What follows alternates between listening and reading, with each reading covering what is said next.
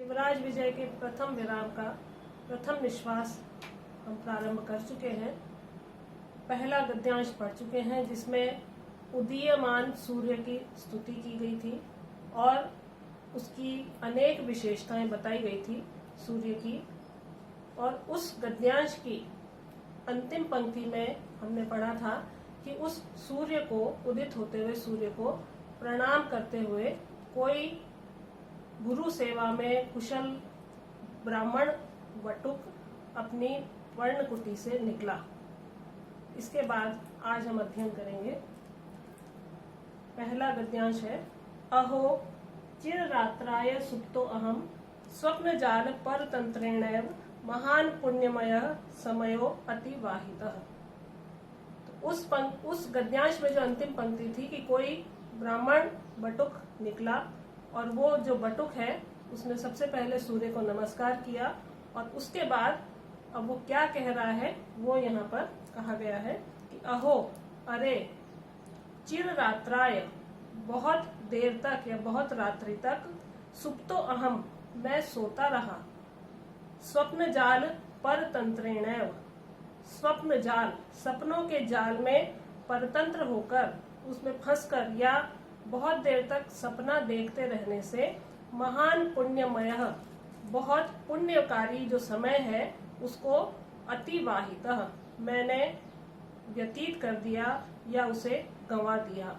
तो ब्रह्मचारी जो है उसके लिए प्रातः काल ब्रह्म मुहूर्त में उठना अनिवार्य है, लेकिन यहाँ जो ब्रह्मचारी है उसके कथन से ऐसा लग रहा है कि वो जल्दी नहीं उठ सका और इसलिए वो कह रहा है कि समयो अतिवाहितः, मैंने प्रातः काल सूर्योदय के समय का जो मुझे उठना था वो समय मैंने गंवा दिया है, अतिवाहित कर दिया है या व्यतीत कर दिया है।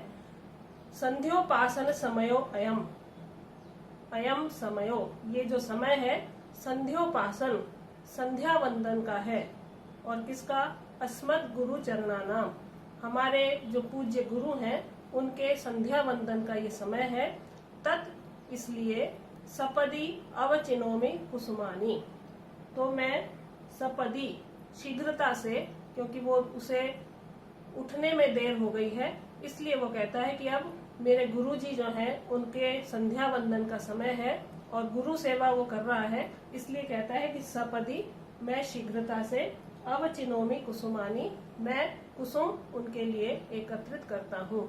संध्या वंदन अर्थात जो पूजा का समय है उसके लिए जो पूजा की सामग्री उसे एकत्रित करनी है और उसके लिए वो कहता है सपदी, मैं शीघ्रता से उनके लिए कुसुम इकट्ठे करता हूँ।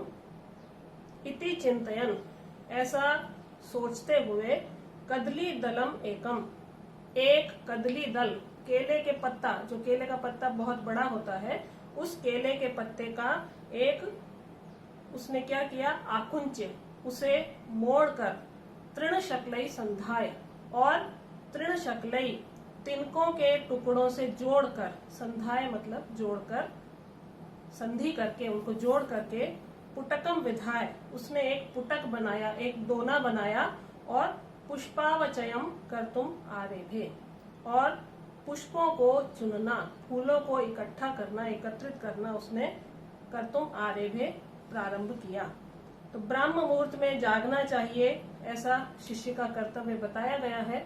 और यहाँ चूंकि वो ब्राह्मण बालक देर से उठा था और गुरु की आश्रम में रहकर उसे गुरु की सेवा करना उसका कर्तव्य है, और इसलिए वो अपने गुरु की सेवा में कोई देरी नहीं करना चाहता था, इसलिए उसने कहा कि मैं अब शीघ्रता से, पहले ही मुझे देर हो चुकी है इसलिए मैं अब शीघ्रता से उनके लिए जो पूजा की सामग्री है उसमें सबसे पहले वो पुष्प इकट्ठे करने के लिए केले के पत्ते का एक दोना बनाता है और उनको तिनकों से जोड़कर पुटक बनाता है और उसमें फूलों को चुनना आरंभ करता है।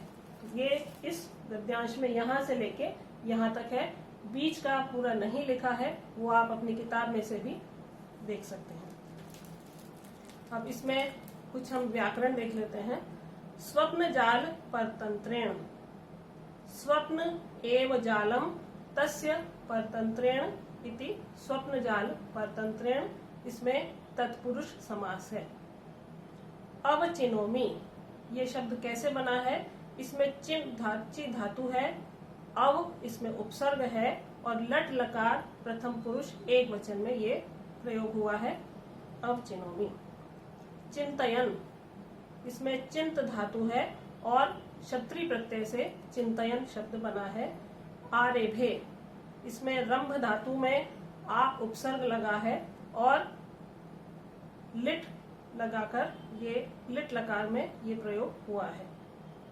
तो यहाँ इस गद्यांश में या इस अवतरण में हमें जो आश्रम का जीवन है उसकी झलक दिखाई देती है कि आश्रम में निवास करने वाले जो ब्रह्मचारी हैं वो धर्म का आचरण करते हैं और संध्या वंदन करते हैं।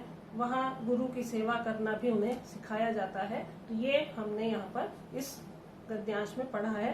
अब इसके बाद अगला है, बटुरसौ आकृत्या सुंदरः वर्णेन गौरः जटाभिर ब्रह्मचारी वयसा 16 वर्ष देशीयः कंबुकंठः आयत ललाटः सुबाहुर विशाल लोचनश्चासीत्। अब वो जो ब्रह्मचारी है, बटुक है, उसकी शारीरिक आकृति के विषय में इस गद्यांश में बताया गया है कि बटु असौ, ये जो बटुक है ये क्या है? आकृत्या सुंदरः, बहुत सरल भाषा है, आकृति से सुंदर है। वर्णेन गौरः, वर्ण से रंग से गोरा है अर्थात गोरे रंग का है। जटाभिर ब्रह्मचारी, और जटाओं से ब्रह्मचारी है ऐसा दिखाई दे रहा है। वयसा 16 वर्ष देशीयः, और वयसा उम्र से 16 वर्ष का है। कंबुकंठः, उसका जो कंठ है वो कंबू के समान, कंबू कहते हैं शंख को, तो शंख में जैसे रेखाएं होती है उसी तरह से उसका सुंदर कंठ है, कंठ शंख के समान सुंदर है। आयत ललाटः, उसका मस्तक आयत है, चौड़ा मस्तक है। सुबाहुर विशाल लोचनश्चासीत्, सुबाहु सुंदर भुजाओं वाला है और विशाल लोचनः, विशाल नेत्रों वाला, सुंदर बड़े बड़े नेत्रों वाला वह वटुक है।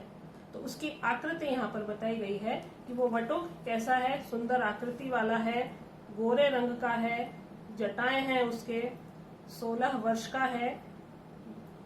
उसकी जो ग्रीवा है, गर्दन है, वो कंबू के समान कंबू कंठः, शंख के समान सुंदर है। आयत ललाटः, और सुबाहु सुंदर भुजाएं हैं और बड़े बड़े उसके नेत्र हैं। तो ये यहाँ पर उसकी आकृति के विषय में ब्रह्मचारी की या वटुक की बताया गया है। इसमें जटाभि ही शब्द आया है, जटाभि ही ब्रह्मचारी। तो कारक का एक नियम है, इत्थम भूत लक्षणे, तो किसी लक्षण से किसी को पहचाना जाता है तो वहां पर उस लक्षण में, उस शब्द में तृतीया विभक्ति का प्रयोग होता है। यहाँ पर ब्रह्मचारी कैसे पता चल रहा है? जटाओं से। तो जटा शब्द में यहाँ पर तृतीया विभक्ति बहुवचन का प्रयोग हुआ है, जटाभिः। कंबुकंठः, कंबु एव कंठः यस्य सः इति कंबुकंठः, इसमें बहुव्रीहि समास है। आयत ललाटः, आयतः ललाटः यस्य सः इति आयत ललाटः, इसमें भी बहुव्रीहि समास है। सुबाहु, शोभनौ बाहु यस्य सः, यहाँ पर भी बहुव्रीहि समास है सुबाहु में। विशाल लोचनः, यहाँ भी बहुव्रीहि समास का ही प्रयोग किया गया है। विशाले लोचने यस्य सः इति विशाल लोचनः। तो इस गद्यांश में हमें ब्रह्मचारी की आकृति का परिचय मिलता है, और उससे पहले जो हमने पढ़ा था उसमें हमें आश्रम जीवन की जो व्यवस्था है या जो वहाँ का शिष्टाचार है उसके विषय में पंडित अंबिका दत्त व्यास ने सरल भाषा में वर्णन किया है।